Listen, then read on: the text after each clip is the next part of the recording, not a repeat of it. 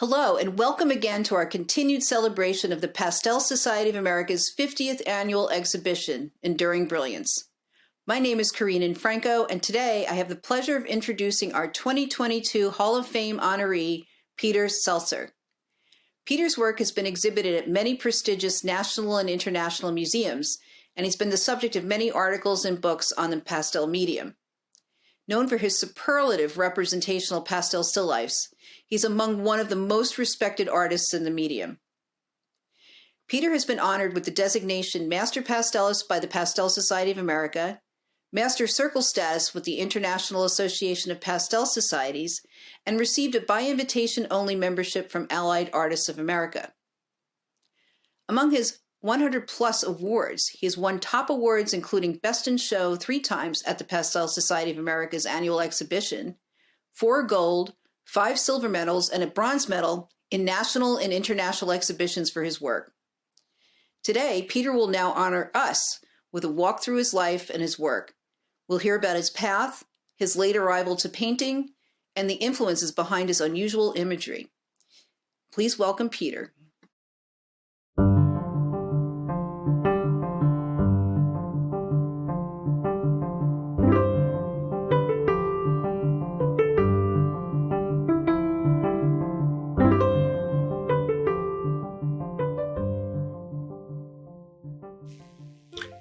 Hi, I'm Peter Seltzer.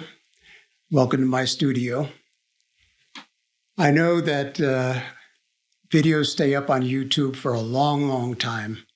So to place this in time and space, it's early October 2022.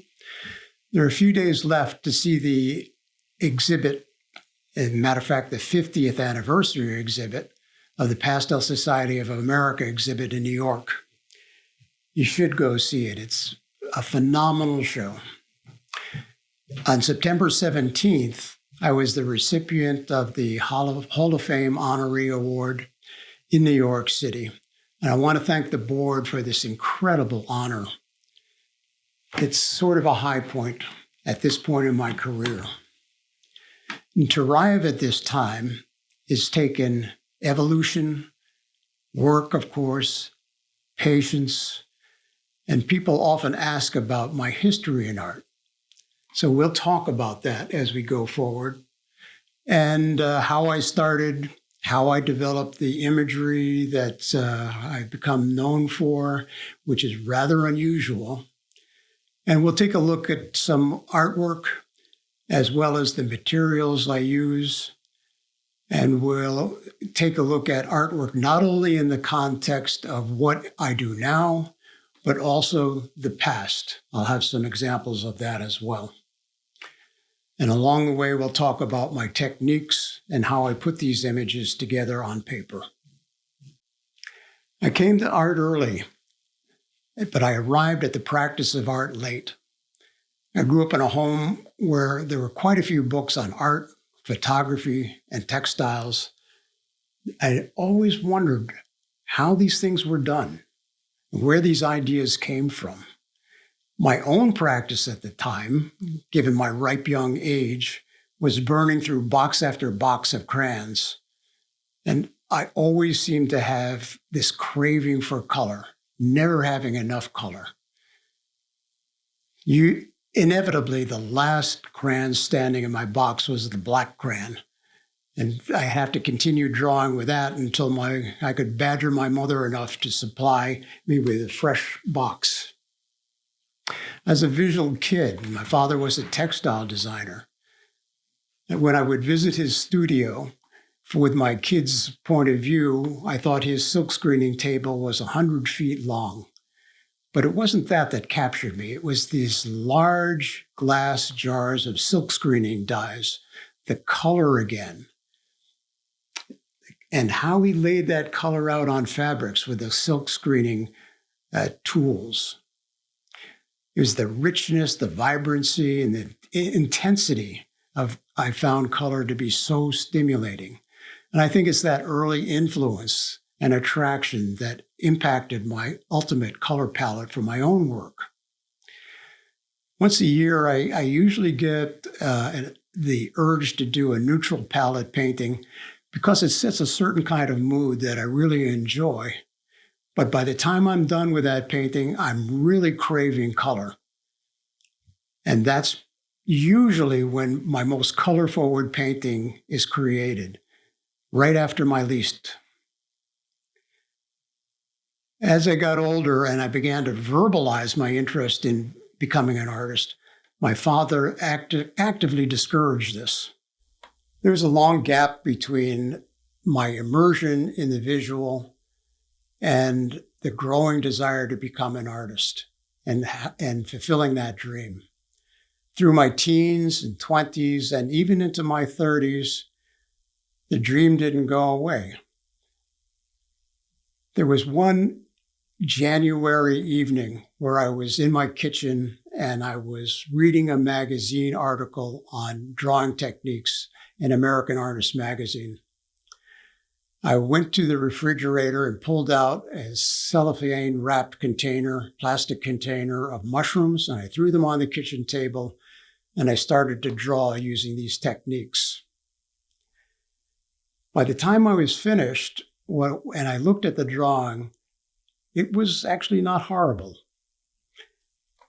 And it was sort of an impetus that triggered something deep inside of me and had an impact I didn't expect. I knew at that moment that it was the time to finally find out why I had never lost that dream. At the time, I had a small business that I had spent 9 years creating and operating, but it wasn't feeding me creatively anymore. I was looking for a buyer and not finding the right person. It was a successful business and with a great reputation, but I wanted out, and I just didn't know what I wanted to do next. Within 3 weeks of that kitchen epiphany, that drawing, I had a buyer. There's some deep knowing had taken place, and that kind of knowing kind of brings the cogs and wheels into alignment, and things started to fall in place. The door was open now, but how do I begin? I had a friend at the time who worked at a frame shop, and whenever I would go to just drop in to have a conversation with her, she never showed me anything that people brought in for framing. But one particular day after my kitchen epiphany, I stopped in for a conversation and she said, "Let me show you something I have in the racks that somebody just brought in for framing." It happened to be the work of an artist I was familiar with, but I couldn't believe what I was looking at. The work was light years above her previous capability. She had gone through some sort of evolution. And I asked my friend if she had been studying with somebody. My friend happened to know who she'd been studying with. And she said that person was Daniel Green. And not, at the time, that meant nothing to me. I didn't know who he was. I wasn't that conversant with the ins and outs of who's who in art. But those cogs and wheels were still in alignment. She knew where to get a hold of Dan Green. So over the next few weeks, I wrapped up the sale of my business, and in the pre-internet age I was living in, I dug up as much info as I could about Dan and found out that he lived and taught and actually worked just 45 minutes from where I was living. I had no formal training. That first week, I was pretty much in a constant state of overwhelm. And I didn't even see Dan for the first few days. There were 45 people in attendance. But he finally made it around to my easel. And during the time I had to myself at the easel, I had just scribbled something in the upper right-hand corner of the paper, struggling to get something down. Dan stood there quietly and just looked and it seemed like he took an eternity before saying anything. But finally, he quietly said to me, "You might want to consider how the figure sits on the whole piece of paper." And that was it. That's all he said. He turned and went on to the next easel. But in that moment, I had a recognition. I had an understanding. I had that traditional proverbial light bulb go on over my head. Composition. And that was a tremendous opening for me. Over the next few weeks, as I began to get my determination set and my resolve set, my sense of overwhelm started to subside as focus and determination took hold. The first summer was just thoroughly exhilarating, opening, expanding, absorbing through Dan's demos, his critiques, and really from the other attendees all around me who were so much more experienced than I was. At the end of that first summer, I was doing moderately credible work. And Dan must have felt relieved and encouraged because he said to me, "You've learned more in this first summer than you would have in 4 years of art school. Now you're an artist." Even more so after Dan invited me back the next summer to be one of his workshop monitors. It felt like I was becoming an apprentice in the master studio. After 6 summers, I decided it was time to forge my own way, buoyed by that amazing foundation that I had received from Dan and from working in his studio. 3 years later, I started teaching my own classes. And as any artist who also teaches will tell you, you can learn so much by teaching. Just the need to articulate all the concepts and the information and the understanding helps you understand what's happening on your own easel on a daily basis. I used to marvel when Dan would come around to my easel and just spend 1 minute looking at what was going on. And after that, he could spend the next 5-10 minutes talking about what was lacking, what I needed to address. And that skill, that sharp eye, without a doubt came from teaching, because that's what's happened with me. And I've been able to apply that sharp eye to my own work, which has helped tremendously. So that's pretty much the highlights of my history. And now it's time to take a look at some artwork. I'm best known for my still life work, and that's what we're going to focus on. I've begun in recent years to include some figurative artwork, just so I had an opportunity to broaden and expand the platform from which I could express myself. But I think for now, we'll focus on the still life.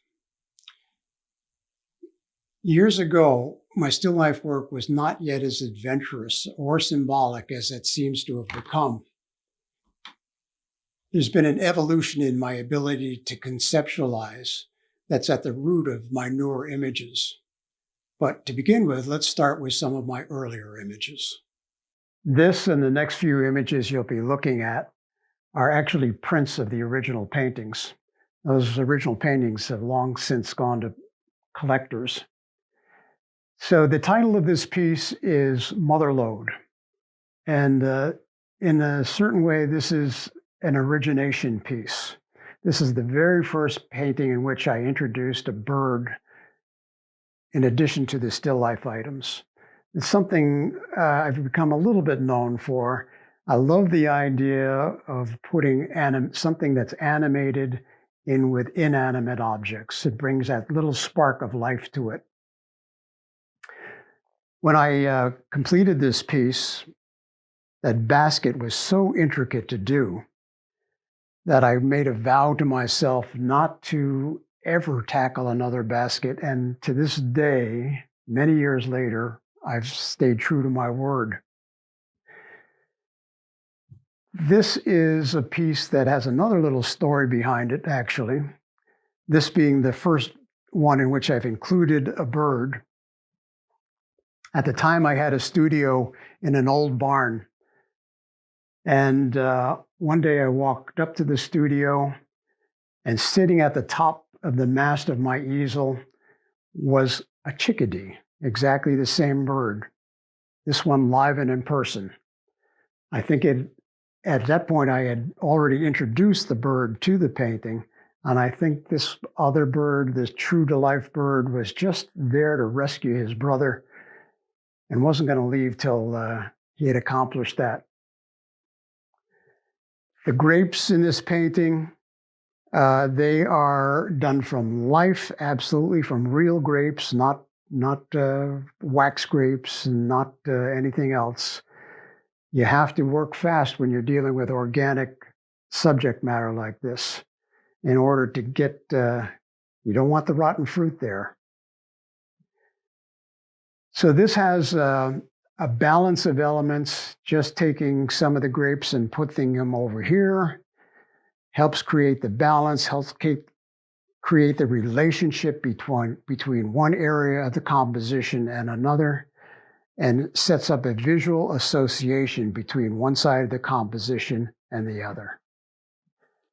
The title of this piece is Threads, and this is the first of what turned out to be a series of 7 paintings on that theme. And I kept running over the years. One did not follow the other, but over a period of years, I kept running into other examples of old spools of thread or modern threads that caught my eye. One time I was at a friend's home, they lived in an old converted barn. And on the crossbeam in the great room of the house, there were a whole series of shapes of objects related to the weaving industry, old spools and many other elements that I've included in another painting that you'll see later on. But this was the first one in the series. And it also employed a new technique I was playing with, and that is using harder pastels in later stages of the painting. Most artists will progress, or many pastel artists will progress from harder pastels onto softer pastels, saving their softest pastels for the absolute end of the painting and their final touches. But in this case, I was using actually harder pastels at the very end of the composition.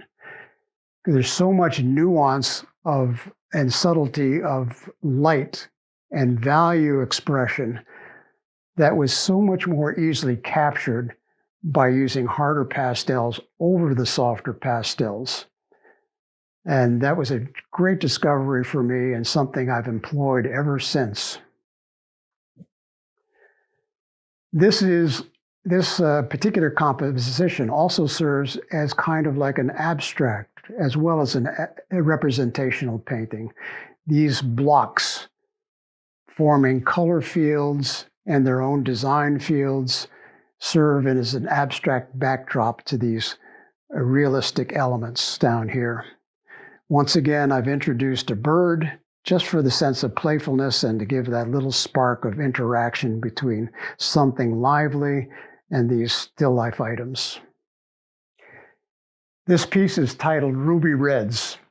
And I think over the years I've probably done 5 or 6 of these paintings just because I love the interior colors on these grapefruits, ruby red grapefruits. This is a rather ordinary still life and not atypical of the kind of work I was doing at the time.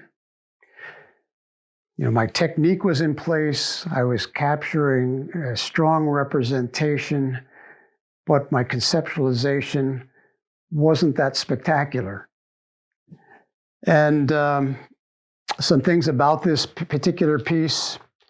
Notice how I've taken the color from the ruby red grapefruit slice here and introduced a related color through this particular grapefruit And of course, it's picked up again here and here. That kind of color repetition creates movement. Any kind of repetition in a composition creates movement. It can be a repetition of shapes. It can be a repetition of color, as I've already described. It can be a repetition of line. It can be a repetition of even the negative spaces. All these things create movement to help the viewer's eye move through the composition.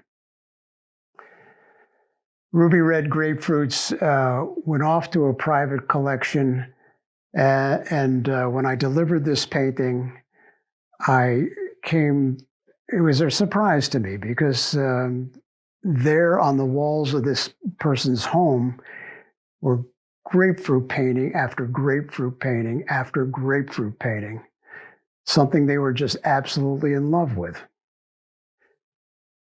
This particular painting is called Star-Crossed, and it's got its start in a somewhat unusual way from my other paintings, in that all I really had initially was this architectural element that you'll see in old barns, the star, iron star, that actually serves like a washer to hold nuts and bolts in place on a grand scale. That was all I had at the time. And the other elements came in as afterthoughts. But again, like I spoke of in the last image, there's this repetition of glass elements. That relationship helps move the eye. The arc of the dried rose here, or drying rose, brings you back around to the point of the star and on, and so you have this circular movement through the composition. It's a piece that doesn't necessarily have any meaning it's a collection of items I found interesting together. This particular element here is a hand-thrown ceramic object that really stayed living and stayed as a form entirely by mistake. A friend of mine who was a potter was firing this element, and when it came out of the kiln, she realized she hadn't put a hole in the bottom, which lets hot air escape from form, and so it won't explode. But she had forgotten to do that. And it was kind of a miracle that it continued to exist. And she gave it to me, and I put it in a number of paintings ever since. Here we have floral elements, floral element, floral element. Again, that association of elements. Over time, really after years of working strictly from life, a new and unanticipated skill set started to develop. I could start to visualize things in my mind's eye only and see them so clearly that I could really understand how they would appear in the exact same light source as the elements I was painting from life. I was becoming untethered from the need to have objects right in front of me. If I could imagine it, I could make it believably occupy the same space as the elements I painted from life. I think you can see how this would expand exponentially your creativity. Reliance was being severed on the elements being physically present and only limited by what I could imagine. Just about the same time that these new skills were developing, I began to see that still life was capable of expressing so much more. You could explore ideas, emotions, philosophy, politics, personal experience. So much could be done, almost anything. My imagery began to enter new territory at this point, predating my launch into the practice of art by, I would say, a decade and a half, was an interest in Eastern philosophy. I began to explore not just intellectually this new realm, but experientially through a daily meditation practice. I wanted to express feelings I had about this practice, experiences relating to that practice, and ideas as well. With this desire to explore some of these ideas in painting, I started to receive images. I call them gifts, really. They might be born from reading, a dream, meditation itself, or something I encountered in the physical world. So let's take a look at some of these paintings. Over the years, people have asked me about the specific intention behind some of my imagery, and I've always kind of hesitated to explain them so thoroughly and so exactly. I like to purposely build a certain amount of ambiguity into my images so that the viewer has the opportunity to develop their own interpretation, their own narrative. Even though I have a very specific narrative in mind behind the painting, I don't want to lead anybody by the nose. So I've always had this hesitancy to explain my paintings, hoping that the viewer would just rely on their own responses. But I think under these circumstances, some explanation is called for, and I hope this doesn't tie you down too much when looking at these. All right, my first image is painting called Ascension. This painting was definitely born from meditation. It's about meditation. It's about the process of meditation and where it is leading to in the best case scenario. So meditation often involves an enlightenment goal, reaching a point where you are free from all the things that bind every one of us. In this painting, we see at the apex, at the very top of the painting, we see the pair of wings and the light that represent the enlightened state. Down at the bottom, we see the feathers next to the figurine. And that is an indicator. That's the concept that the spirit that exists at the highest point also exists right here down on the earth plane at the lowest point. And in between, we see the two putti, the Italian angels that are so wonderful in Renaissance painting, for instance. They're in the middle ground. In the very background, on the purple cloth, there's just a hint of a figure called a Garuda bird. And that Garuda bird also has to do with this journey from where you are now to something higher up. This painting came together in large part because of these wings that I found one evening on my way home. I came across a dead hawk in the driveway, not your absolute ordinary experience. I've never seen a dead hawk before or since, and it felt like a gift. So I knew there was a painting in there, and these wings were the inception of that painting. At the time, I lived right nearby someone who was well-versed in Indian ceremonies, American Indian ceremonies. And I think I'm supposed to say Native American ceremonies. And she knew how to detach the wings from the body and preserve them so that they wouldn't go bad while I was using them. They were wonderful to paint, very textural and very interesting, and a real challenge, really. The cloths in the background are batiks from a small collection that were left to me by my father. And I mentioned earlier, he was a textile designer.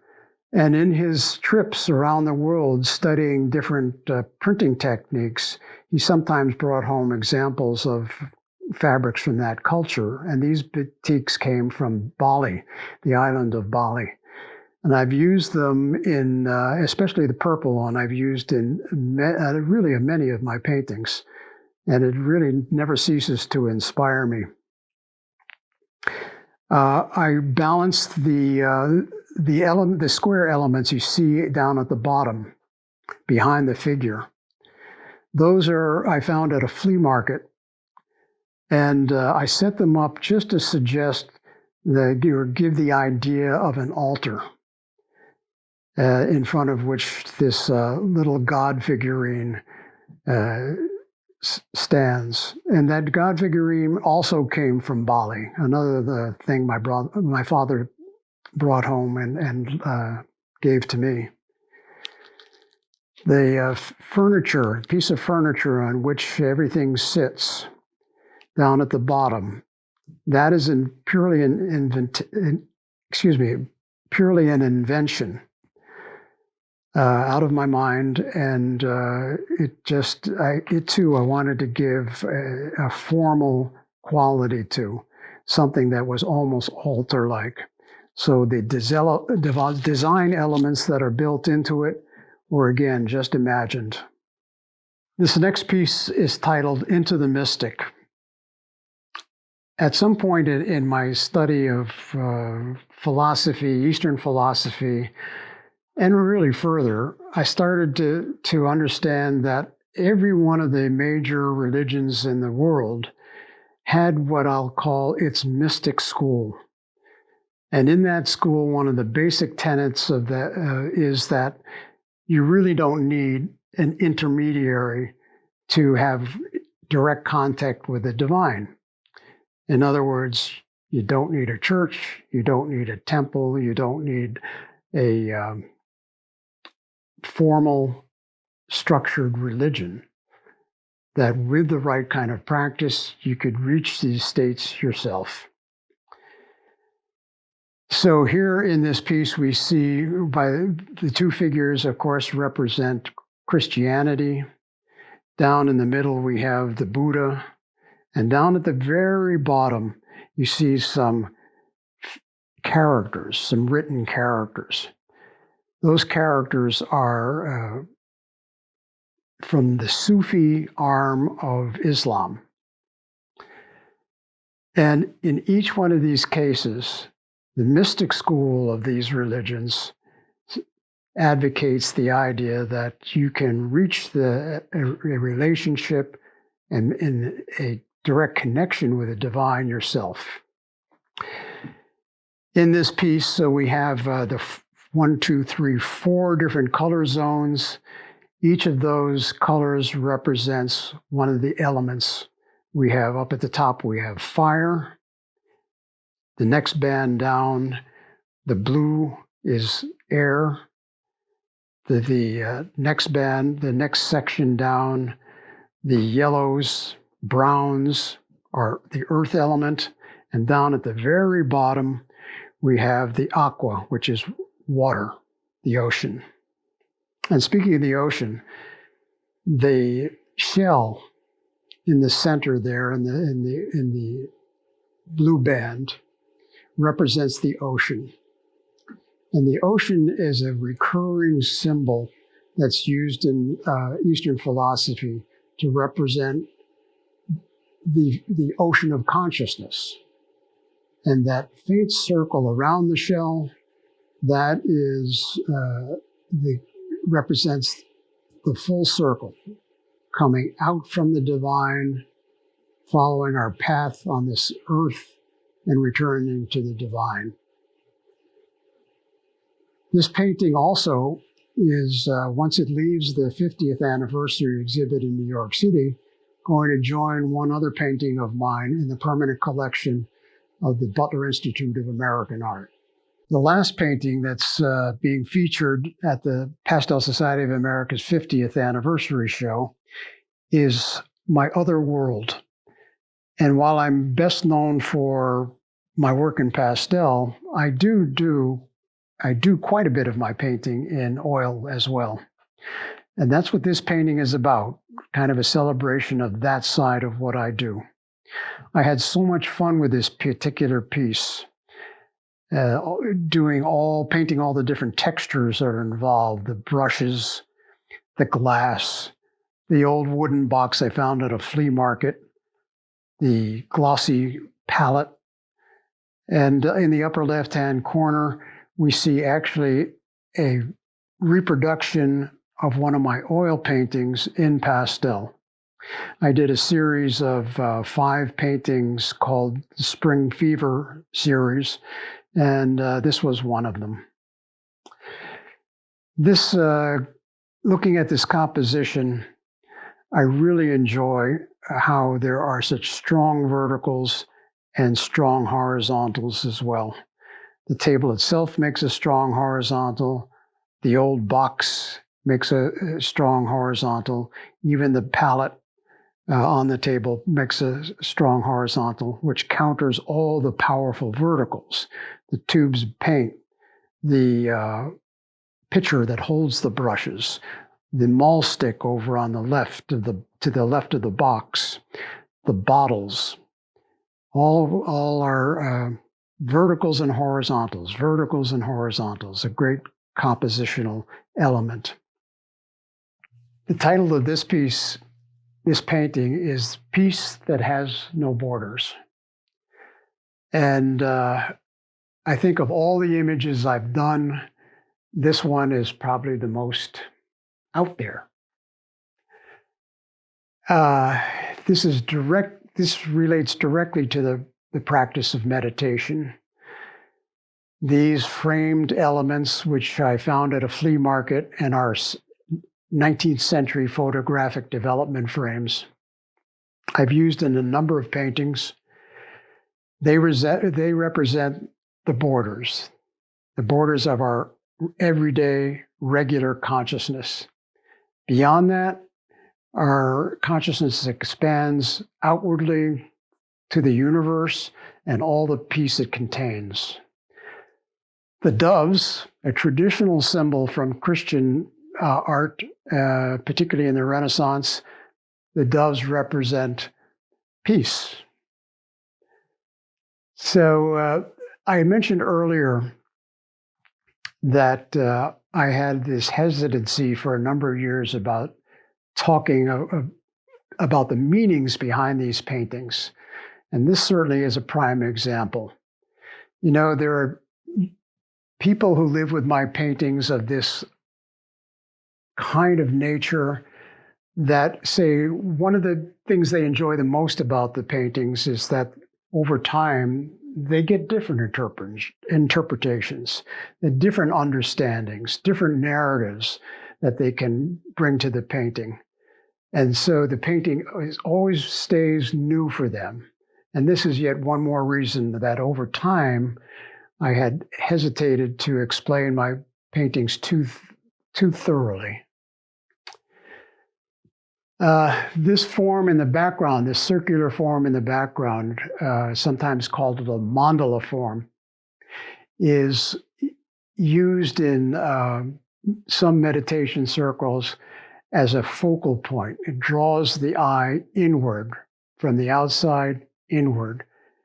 And it is at the center of that focal point, if you maintain that focal point long enough, that you find the peace that is represented all around in this painting.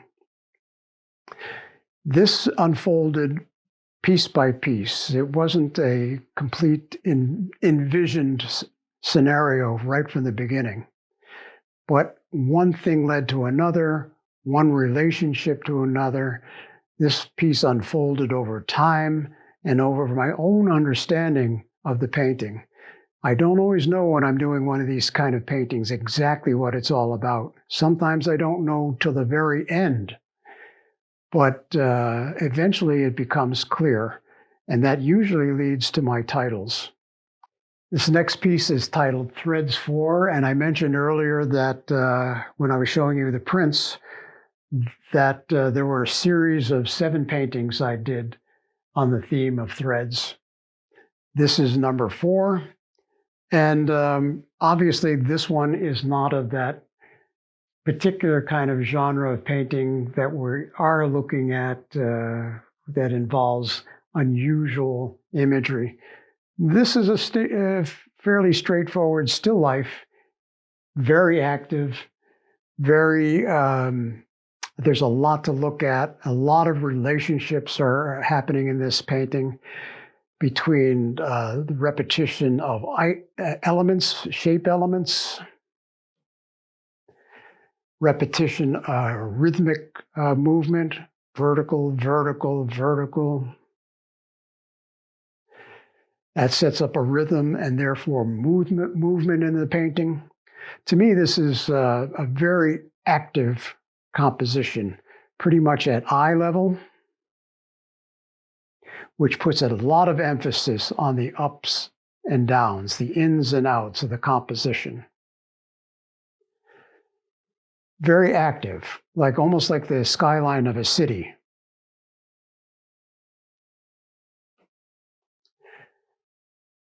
This is probably the last, not probably, this is the last in the series of 7 paintings that I still have. The others have been sold, and this one will find its home too, I hope. And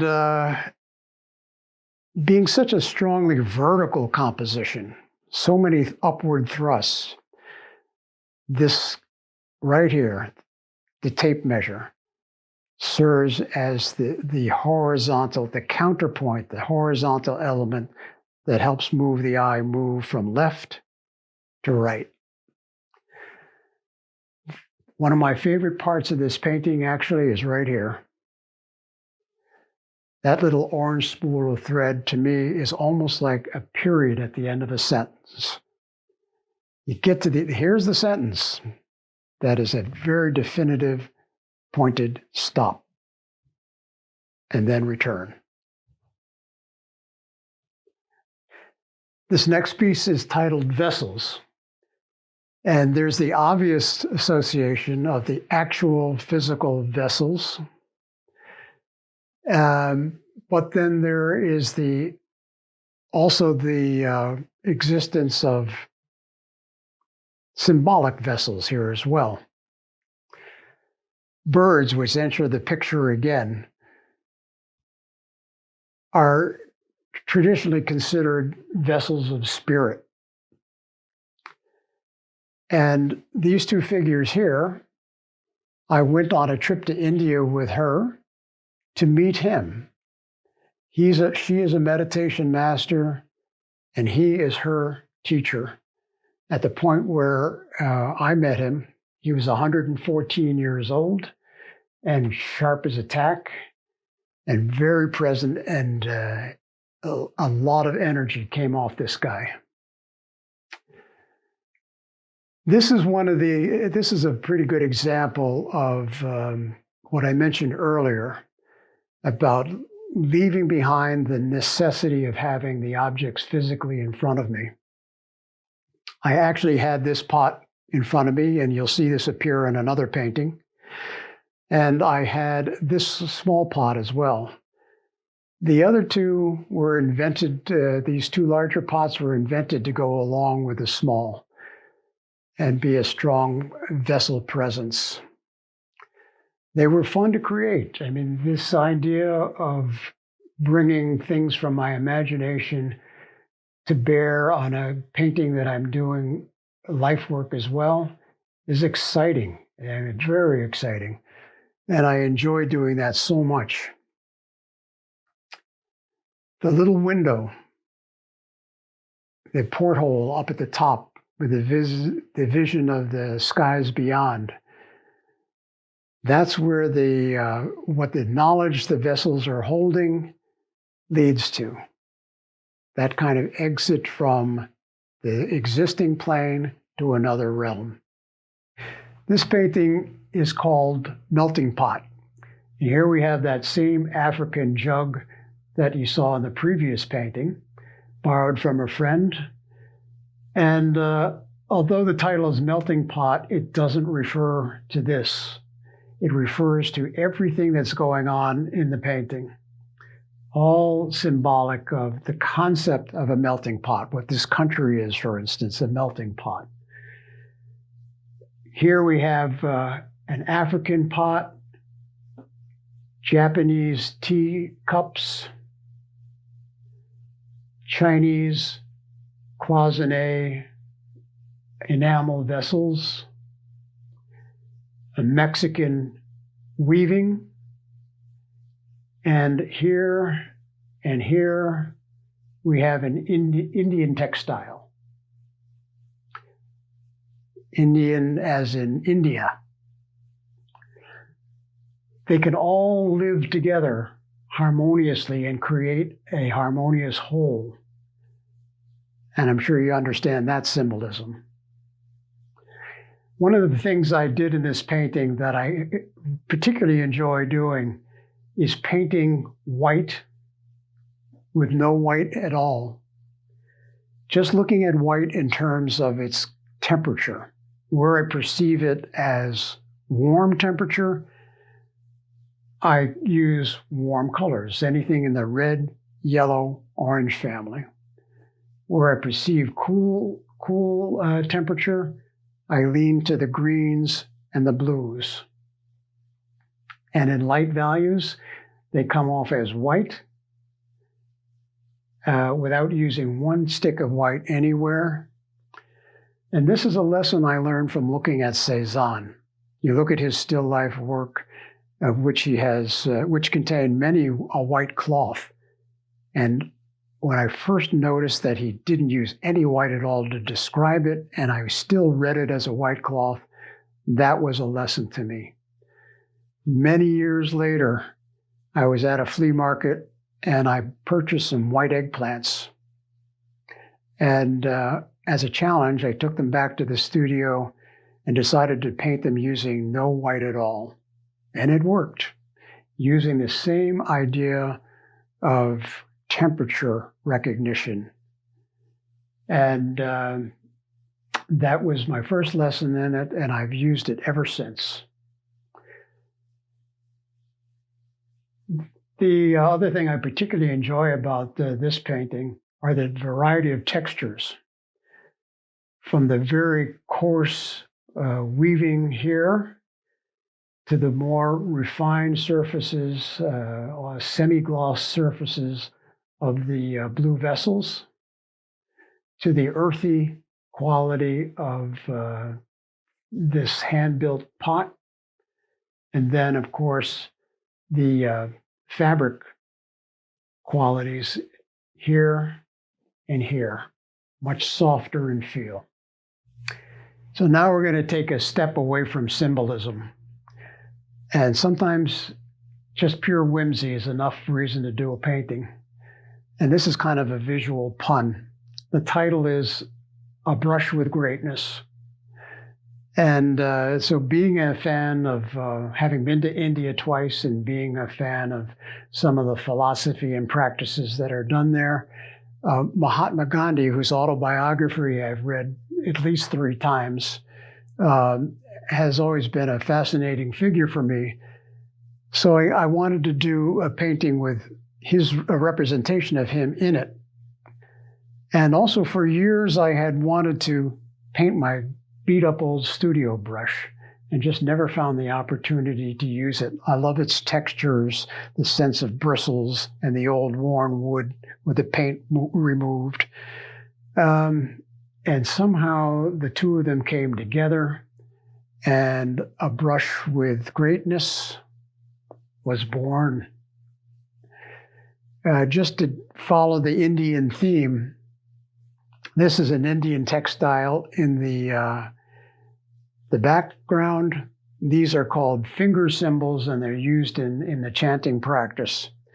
The table here I invented, and these little suggestion of little raised squares of wood I put in there simply to repeat the pattern in the background. And that creates an association, a relationship between the two areas. This was a fun painting to do. And most of my focus was really on creating a good likeness of Gandhi, Mahatma Gandhi. And I was happy with how that turned out. The other thing that particularly appealed to me were the bristles. I really wanted to capture a sense of their texture and their quality without going into absolutely individual strokes to create individual hairs. And I think it came off quite well. So our next piece is entitled Secrets. And these wrapped packages, which I love the concept of something hidden away here. In this case, of course, we're talking about spiritual secrets. And for thousands of years, these kinds of secrets have been held very closely by practitioners, advanced practitioners of various kinds of meditation. So the packages, the wrap packages, refer to the secrets. The Buddha head, obviously, is a holder of those secrets. And the light here, the single flame, light is what reveals the secrets. Sometimes when people look at this painting, they always ask me about the number 6 on the paper bag. Refers to nothing whatsoever, no symbolism, nor does the fact that there's a paper bag that doesn't happen to be closed up refer to anything in particular. This painting has been a head scratcher for many people. And but that's not unusual for my imagery. There are very particular kinds of viewers who relate to these kinds of symbolic pieces, and they're not quite as many as might relate to a landscape or a figurative piece. These are easier to relate to. But artists paint what they have to paint. And I enjoy painting this kind of imagery, which has room to move in it, room to relate to, room to create a narrative, and a certain degree of wonderment. What is going on here? I guess that's my secret. So I mentioned earlier that I had, in recent years, begun to explore some figurative work as well, because it gave me the opportunity to broaden my platform for expressing the kinds of things that I've been after in these other compositions, these still life compositions. And in this case, my brother-in-law, Steve Adams, the man behind the camera, was willing and able and the perfect subject to stand in for my purposes here. The title of this piece is Absolutely Free. And what that refers to is, in the world of meditation, this is part of what people are after, to be absolutely free. Free of their constrictions and restraints, whatever that may be. And it's been my experience over the last decades of practicing meditation that it works. So for a lot of meditators, there's a certain urgency, and that urgency, they feel, is to reach the goal of being absolutely free. And that's why I posed my brother-in-law, Steve, the way he is, to express that sense of urgency and movement towards that ultimate goal. This was kind of a challenge, this composition, because everything from the figure to the arrow are exiting the picture plane.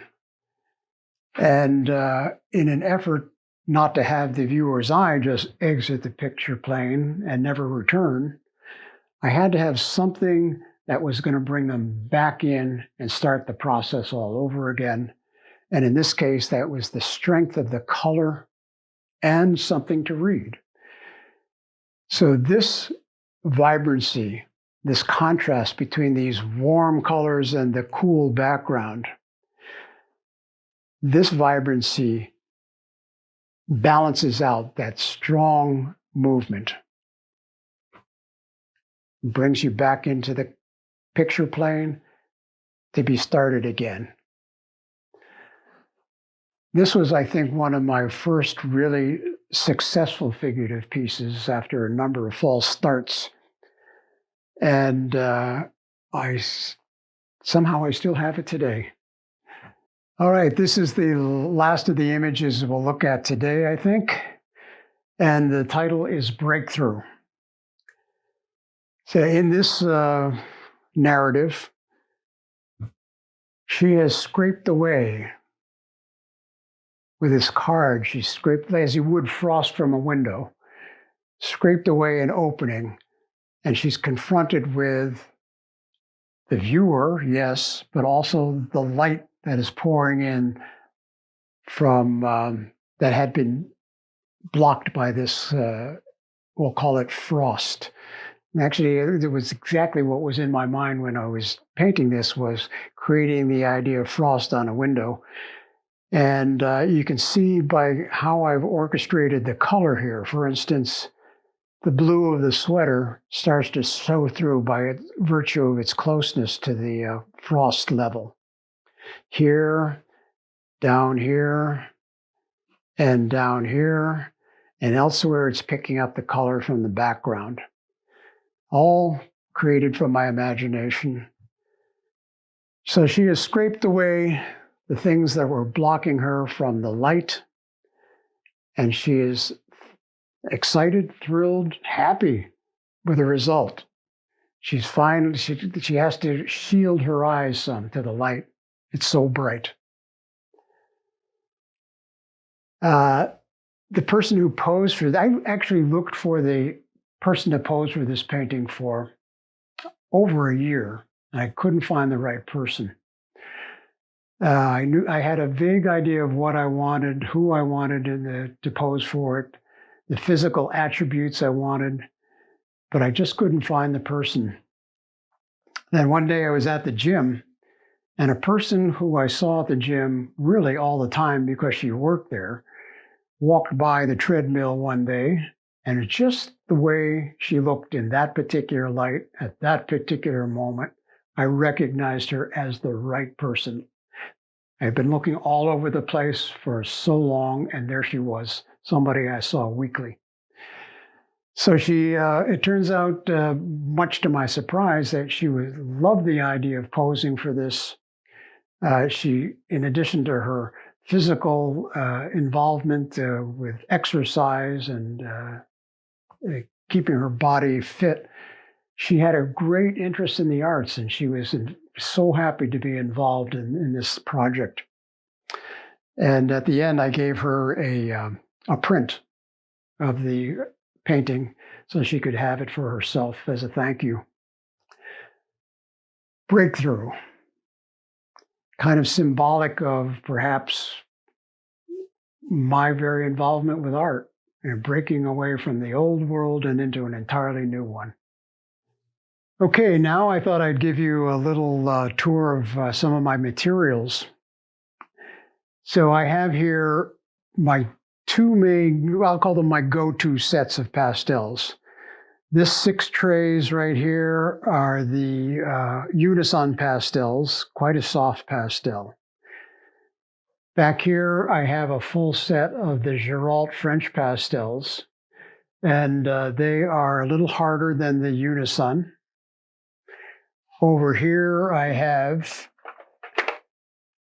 a full set of the new pastels that I know you're all familiar with, and they are the hardest of the pastels. Very useful for details, but something else which I'll mention in a moment. But there are a lot of sticks of pastel here, but as all you pastelists know, that's not enough. So I also have in my collection a full set of Sennelier pastels, 525 sticks, I'm pretty sure it is. I also had Terry Ludwig pastels, Great American pastels, a full set of the old Grumbacher pastels, which I wish they were still making today. They are so useful, particularly for portraiture. I have some Richardson pastels and some Dalerani pastels and others, all totaling probably a couple of thousand sticks of pastel, all of which become useful at some point or another. As all of you know, it's a rare instance to find the one stick that is just what you want, just right for the moment, just right for what you're working on. You have to combine the sticks. So if I cannot find the combination of sticks I need from all these pastels, that's when I'll go to my other sets. And at this point in my career, I know them so well, I know which set to pull out and where to find what I need. That took a lot of time. I mentioned earlier on that I don't hesitate to use harder pastels in the latter stages of a painting, rather than progressing methodically from hard pastel to soft pastel at the end.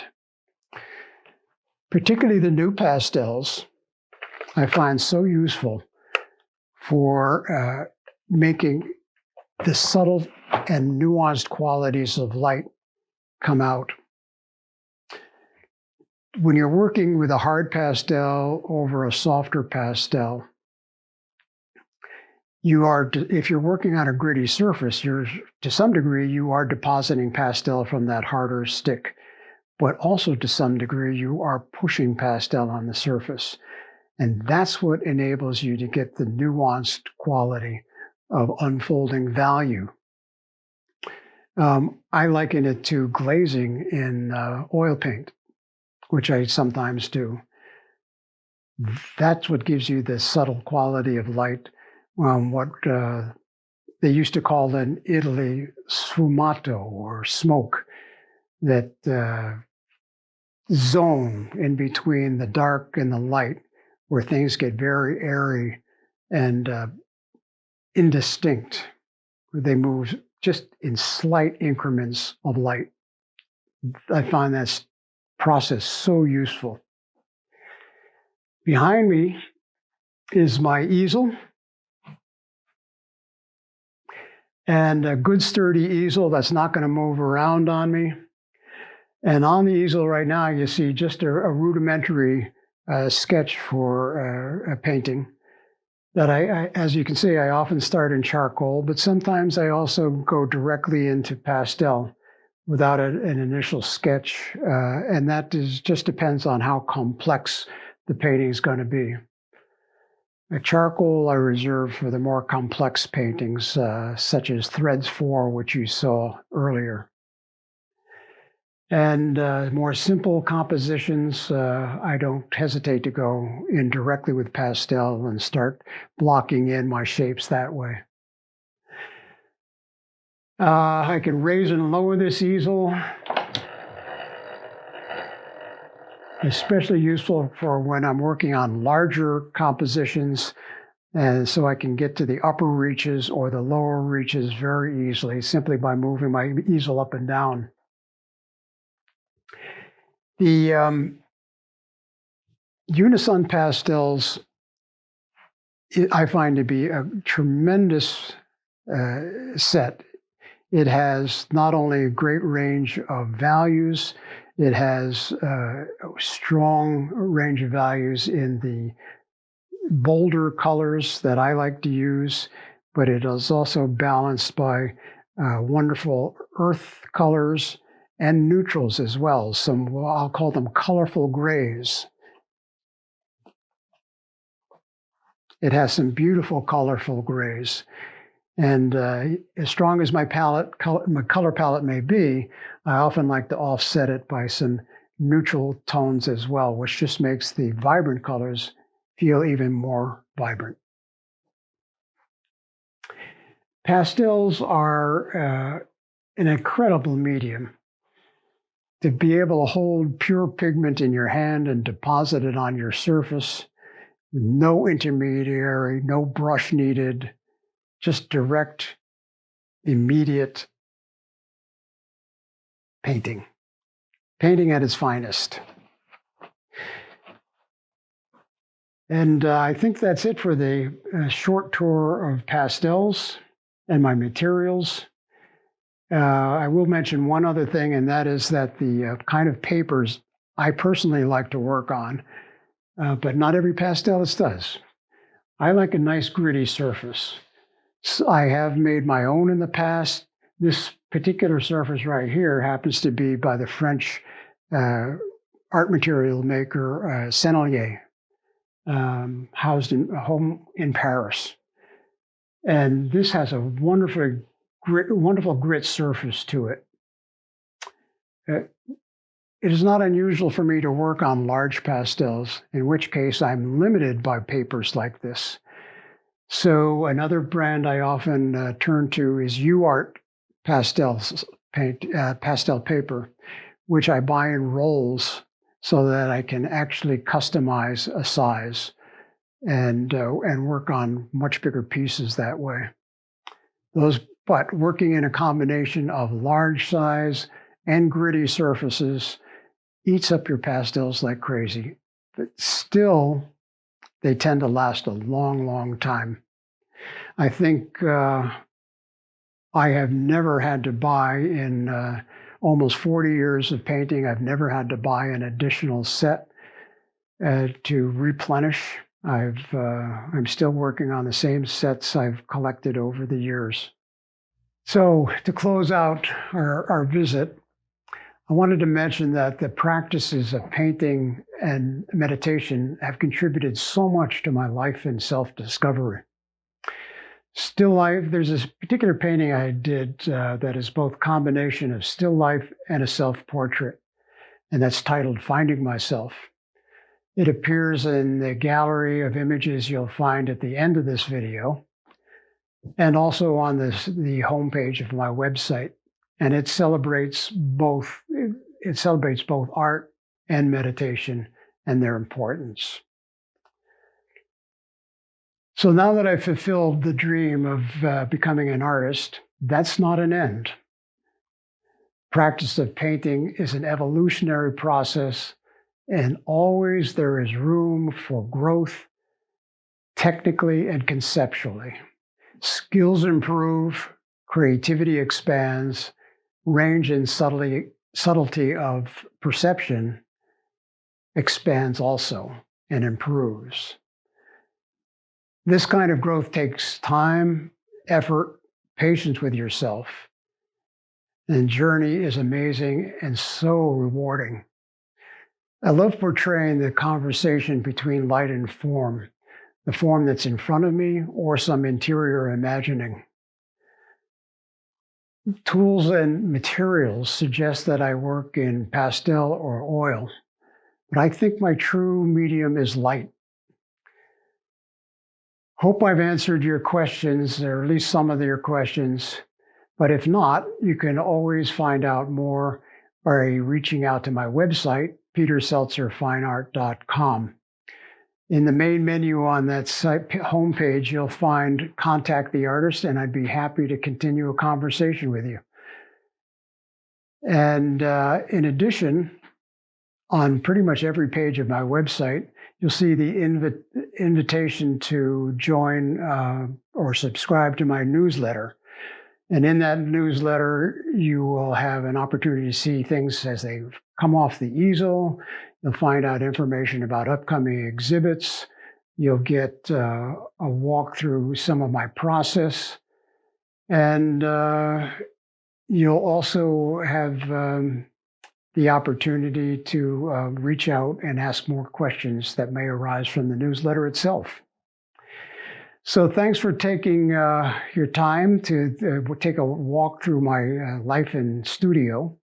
And also thank you for giving me a good excuse to clean up my studio. I appreciate it.